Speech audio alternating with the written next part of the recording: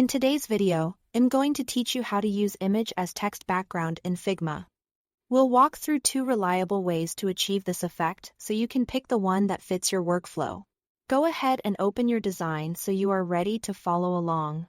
First, let's use masking, which is the most common method when you want an image to appear inside your text. Start by placing your image on the canvas. You can drag it in from your files and position it roughly where you want it to show through the text. Next, type your text right on top of the image. Increase the font size until the letters are large enough to show off the image details and choose a bold, clean typeface for better visibility. Now, in the Layers panel, make sure the text layer sits directly below the image layer. Select both layers together. Then click Use as Mask in the top toolbar.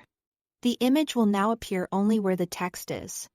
If the result doesn't look right, try swapping the order of the 2 layers and apply the mask again.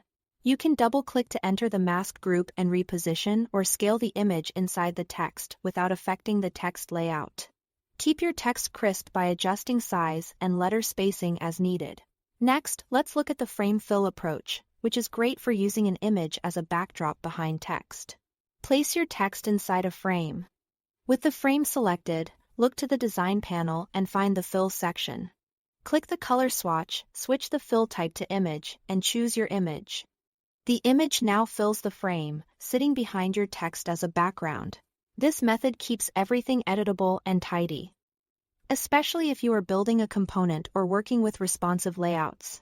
If the image doesn't align the way you want, adjust its scale or position from the fill settings so the most important part of the image sits behind the text. For readability, consider increasing your font weight, letter spacing, or adding a little more contrast in your overall layout so the words remain clear over busy backgrounds. Try both on the same design to see which look supports your message best. Taste all to it. Thanks for watching.